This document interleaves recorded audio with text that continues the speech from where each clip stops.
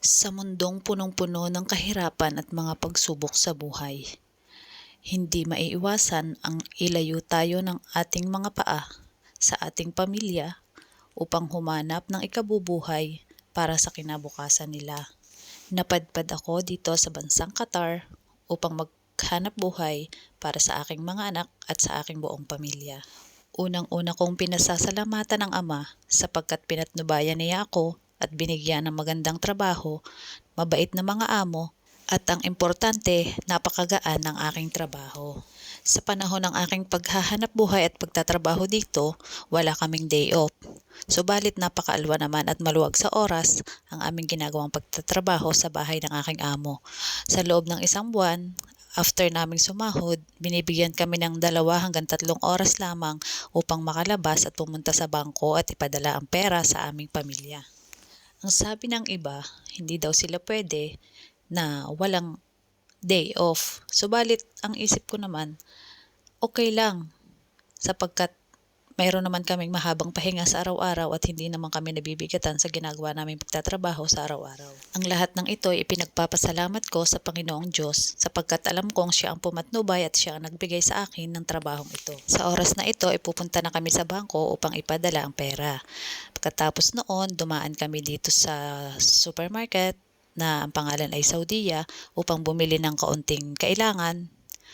Actually, hindi naman kami kailangan bumili, subalit minsan may mga cravings tayo, di ba ga, na halimbawa nagugutom or ano, kailangan nating bumili ng mga minsan ay nagugustuhan natin. Pero napakabait ng aming amo sapagkat wala naman kaming problema sa pagkain.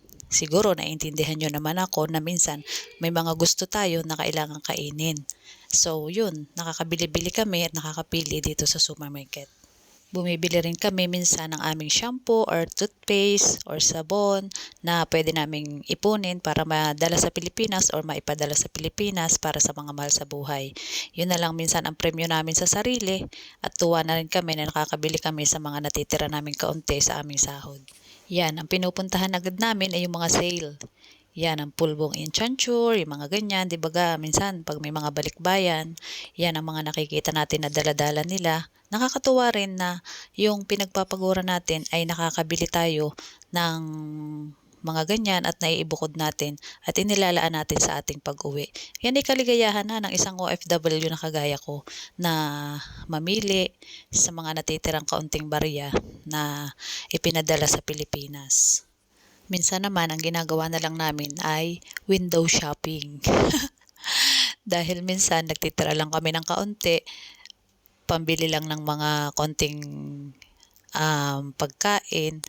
Kasi, minsan sabi ng asawa ko, ang itira ko daw ay pera, hindi daw yung bibili ako ng mga ganyan kasi mabigat yan, mahirap dalhin. So, minsan napapaisip din ako, pero minsan nakakatuwa din naman na bumili ng para sa kanila. So, ayan mga loves, sana panoorin nyo ang aking maiksing video sa aking pagpunta sa Saudiya after naming magpadala ngayong buwan ng Hunyo. Yan po ay video taken noong June 3 or June 2 pa. Ang hirap mag-edit. Oh my God. Shopping tayo mga loves. Hindi makilalang sabon. Ang Sunsilk at tinitingnan ko kung magkano. Sunsilk. Ano nakalagay? Dove shampoo. Sunsilk 20. Ari, Sunsilk 20. Mura na to, no? Pero meron pa naman ako. Hindi naman. Binigay sa inyo. 2, hindi pa naman bukas ang isa. Lipat tayo guys, lipat. Hindi sa ano, hindi ka ulit bibili ng ano. Yung Kojic. Maliliit na lang. 10 lang? 4? Maliliit na bibili. Green maganda, kaso mahal oh. Hindi. Only Ito 10. lang. Oh. Ayun, offer din. 10 din yan? Ayun na, special offer. 75 ml. Ayun, same. Dami ako dun. May 4 pa ako dun. Pambigay. Uwi. Ari daw, pambigay. Di siyempre, kahit pa paano, diba? Oo nga. 10 lang. Ano maganda? Green o ano? Namanay pa isa-isa. Yung Kojic, hindi tayo nabili. Uli, yung SPF. Ha?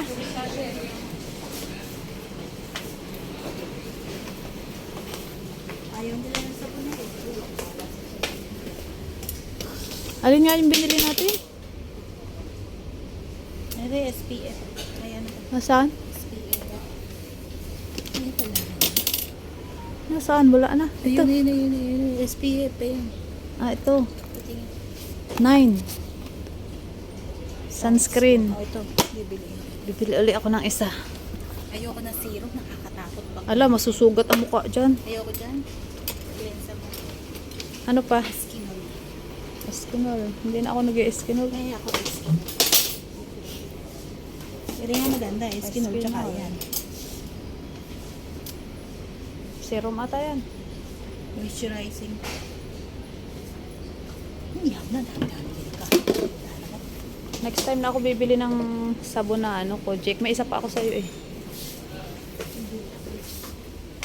Ay, may Ha?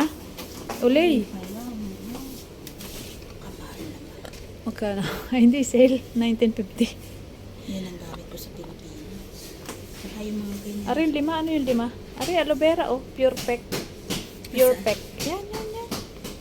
Facial wash. Facial wash. peel off. Pwede na to. Yan na. Tayo sa mga Dawa Japir. Enchanture.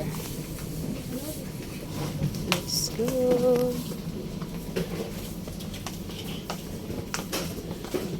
Shopping.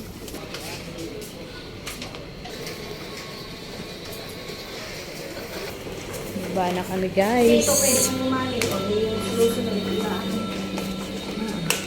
Pwede mo na ilagay sa May crimson ka na ah. Ayun. Dito tayo sa mga soft drinks guys. Makatikim naman ng soft drinks monthly. Kaya Pepsi na lang. Pepsi or Kinsa.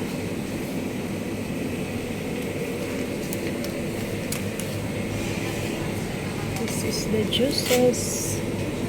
Kinsa.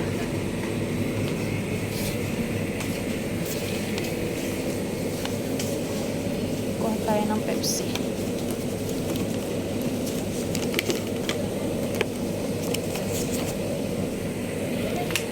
Ito pa lang nabili natin, oh. 3 pa lang. May mga nuggets din dito, oh. Burger. Nuggets. Chicken ready to cook. Turkish. Magandang pakwan, guys. Watermelon, 2 real. Yung mga apple, 6.50 ang kilo. Orange, 6.50 din. Tapos, over 4.50 lang. 4.50 lang ang kilo, guys. Bili tayo ng isa. Oh, pipinong ligaw, guys. Oh, 12 ang kilo, 12. Diyos ko, sa atin, hindi naman kinakain. Mahal pa ang ampalaya kaysa sa cauliflower. Sobrang pait. Ang cute ng kalabasa, guys. Sitaw, 17 ang kilo. Per kilo natin.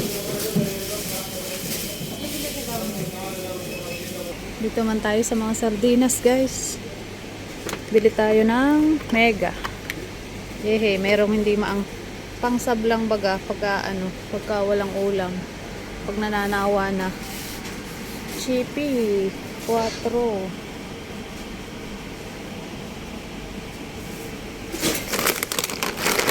Salang chippy. Yan, oh, may mga pita, Graham, Skyflex, Hansel, Ribisco, Poji Bar, cheese curls, potato chips, and Clover, Ding Dong. May batchoy pala, oh. Batchoy. Kuha tayo. 2. 3.25. Chicken sotanghon. Bayad na tayo, guys.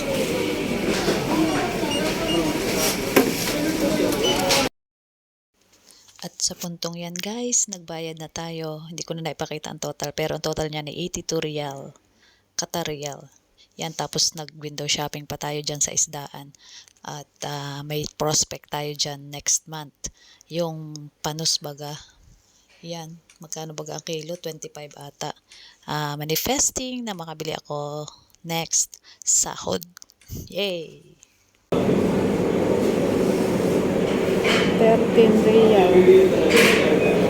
Next time, makabili pala. Oh, mura lang ang panus. Cuttlefish. 25 lang. Oh, next time, I want it. Cuttlefish, ang sarap. May tilapia. 14.75. Guys, tapos na kami. Uwi na tayo. Sabak na naman tayo sa inita. Ayan guys, nakatapos na kami at papunta na kami sa aming sasakyan. Kasama namin ang aming driver. Super init! Grabe! Minsan 42, 43 degree dito sa Qatar. Bye-bye na mga loves! Sana i-like nyo, i-share, at i-comment ang aking video ito. Sana ay nagustuhan nyo po. Salamat po sa mga nanood at sa patuloy na sumusuporta. God bless us always. Thank you Lord. Bye-bye. Ingat po tayo kung saan man tayo naroon. Hanggang sa mga sunod ko pong video. Salamat.